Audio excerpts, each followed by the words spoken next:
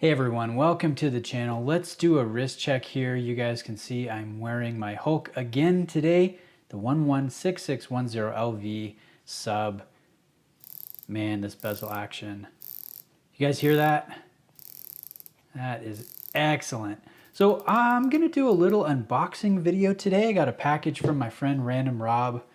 Gonna use my giant mouse knife here, and let's unbox this. Let's take a look at what he sent me. I know I've got a Doxa in here. I think that's all that's in this box. Sometimes he surprises me with random stuff, being Random Rob. But let's just see what we got. We'll do some first impressions of the Doxa that I know is in here. Sorry, it's a little difficult to try and unbox for a camera. All right, let's see what we got in here.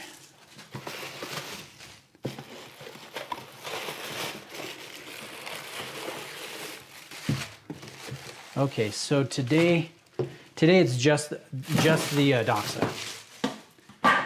And let's get this watch roll over here. The case isn't bad, if I'm honest. I kind of like these travel cases. And I really like the fact that Rob went with yellow. Such a bold color, and it's so awesome when it's done right. So let's see how Doxa did with this sub 200. Bring this up to the camera here. The color looks a little bit more red than what's showing up in my viewfinder here. Got a Beads of Rice bracelet. Not a fan of the Jenny logo, if I'm honest. And I see that front and center on the, not only on the clasp, but the crown in the case back. That's a little bit disappointing, but overall, this is a cool little watch. I'm gonna give you guys some natural light shots here, some wrist shots, and let's talk about the fit real quick. It's kind of an interesting one because the lug to lug is so short.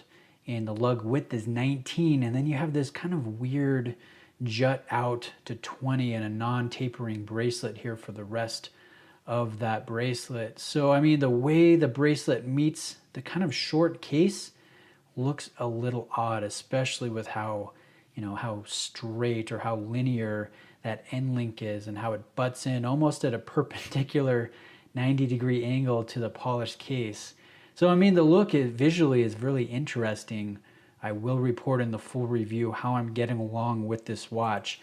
Robert did a video on April Fool's Day saying he's sending me this watch as a partial trade for my Air King.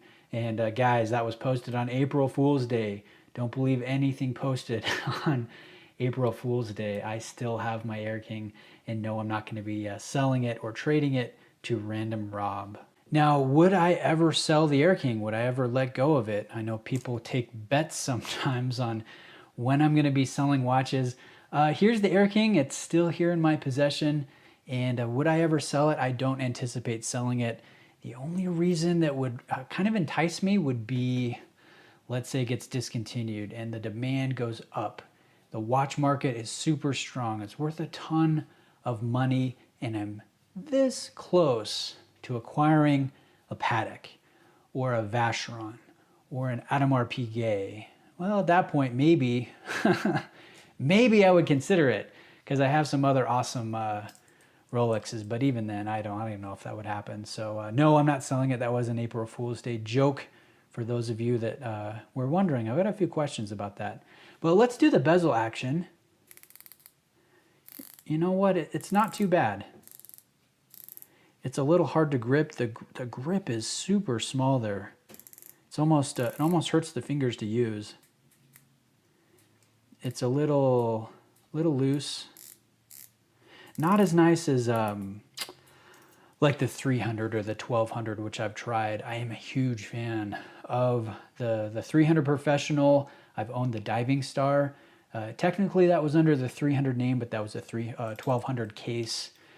This one, you can tell just by holding it, just by, you know, the first impressions, it is not on the same level as the more expensive Doxas. But that's not to say it's not a decent watch for its price. I believe these cost right around $900 to $1,000.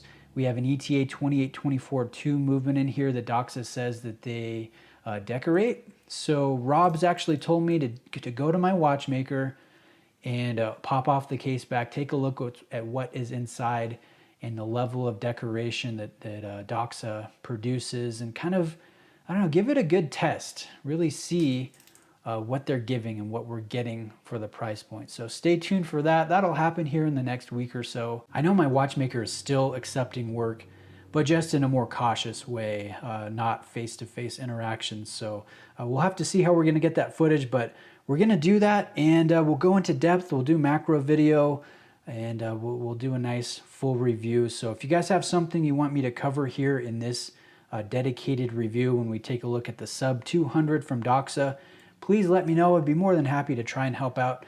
And thanks for watching this little unboxing video today. The content has been a little slow as of recent. I haven't bought any new watches outside of my Hulk here.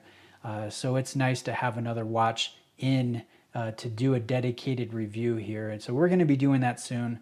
We will still be doing the topic and question videos. I think those are a fun exercise, but yeah, we will be getting a full review here real soon. Thanks for watching, guys. I appreciate it, and see you in the next video.